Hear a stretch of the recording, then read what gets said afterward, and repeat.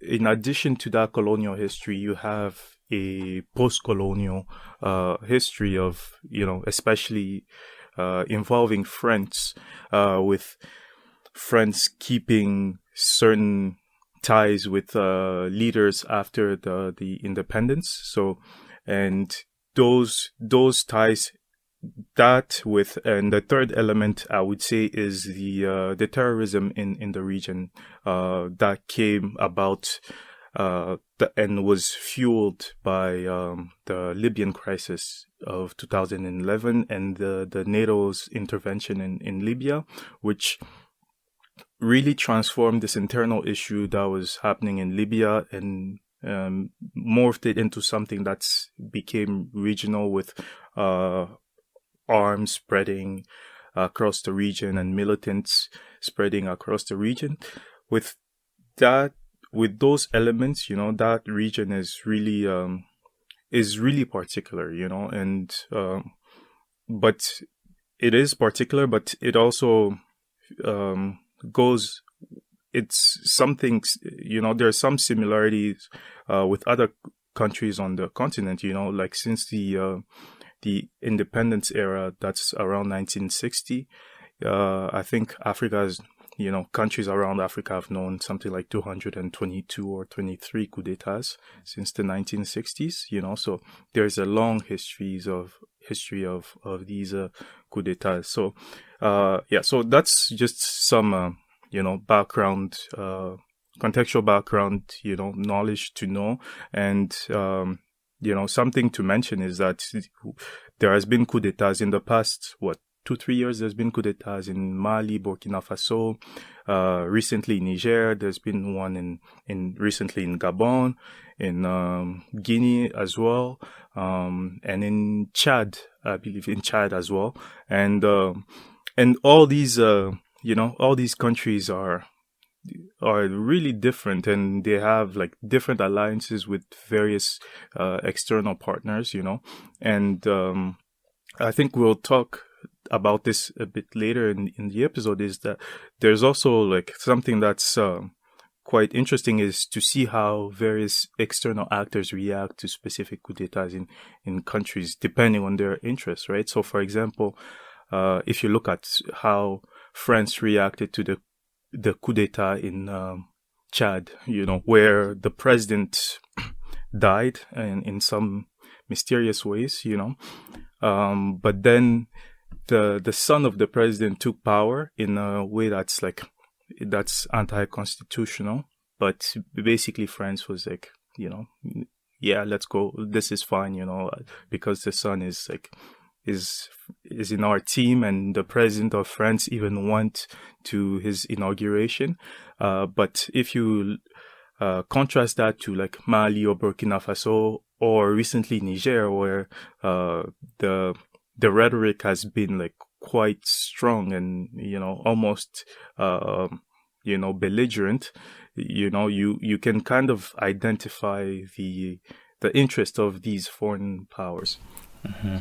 Yeah, because I think the contextual piece matters, because I think a lot of people kind of have to look at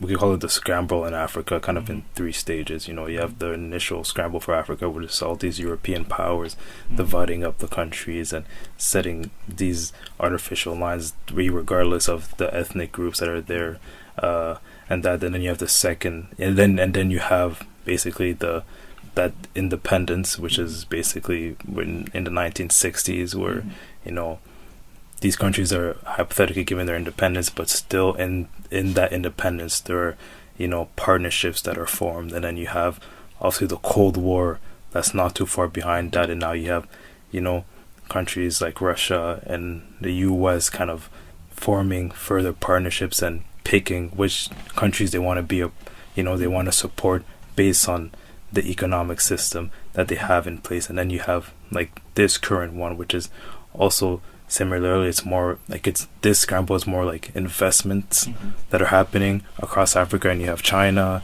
you have Russia, you have the US, you have France, as you spoke about. And I think one thing that you just brought up that's very important is that the way France has been moving around has really, it has shown, where they have influence and where they want to keep, you know, the influence that they have. And you look at just the pushback that has been against, especially when you look at the one in Burkina Faso, or you look at Niger, where there's like, the French have 1,500 troops in Niger, and then when that revolution broke out, and you're currently seeing it right now, a lot of people are protesting at the French base in Niger because they want those troops out.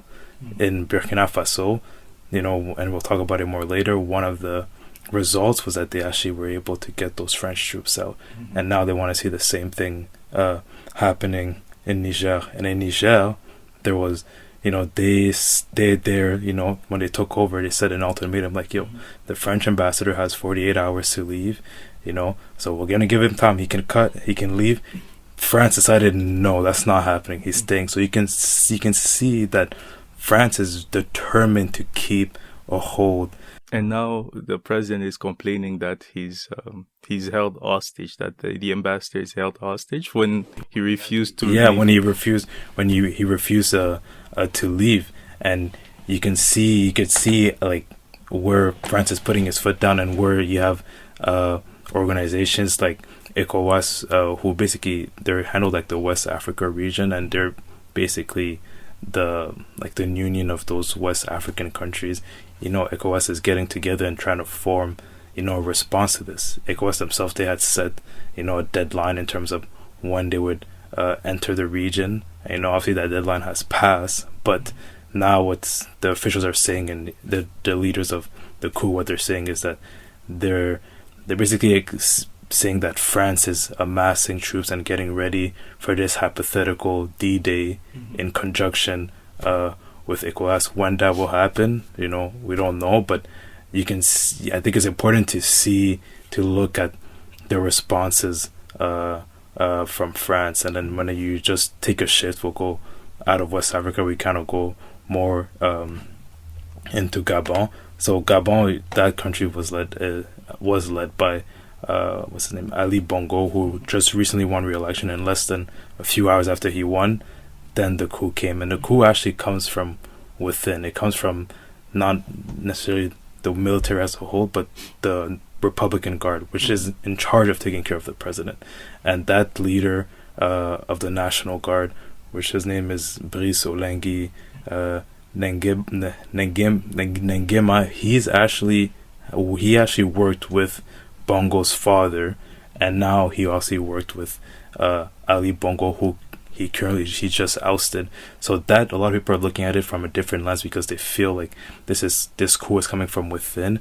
But still, I think you can see that as being a reality, but also understand that the people, in Gabon are still, suffering. 1/3 of the population, I believe, is under the poverty line. You have a population, I think, like 15 to 24, but about 40% of people 15 to 24, are unemployed. And Gabon is a country rich, in oil. So things like these are like all these factors are kind of coming into play when you look at these coups happening. And I think they're all important to talk about: the corruption within the government, but also the economic, reality that these people are facing, and also, as you mentioned, the terrorism. Because one big thing that happened in Burkina Faso is that the people there are saying, like, look, you have all these French troops here, and they're supposed to help us fight against terrorism, but we're still facing terrorism plots left, right, and center.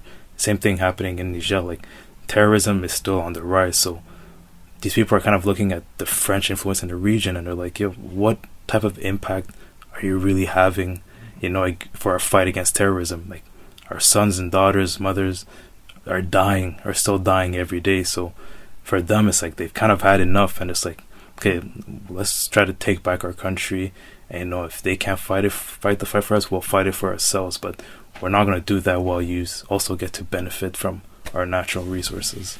Yeah, definitely. I think you did touch on, what are, I would say, like, what's basically what's triggering these coups, right? Because you have similar elements and dissimilar elements ranging across these coups, right? So like starting with what's different in the various coups is that, of course, I think like it's starting with what is so let's say what is dissimilar is in the various countries. These are various countries, various histories, various histories of military alliance. So for example, in Mali has a long history of a rapprochement with Russia, for example, and it was one of the first country to actually bring in the Wagner mercenary group, but that is not the same in all these other countries, right? And it is important to note, right? Like these countries are supposed to be sovereign, and they're supposed to have choice over which partners they decide to bring in to help solve the crisis of terrorism. But it is a known foreign policy of French that if Russia comes in, if one country chooses Russia, then France must depart. So in that, like, and the French, like the French carrots include like foreign aid and military alliance and that kind of stuff. So it's crude geopolitics, right?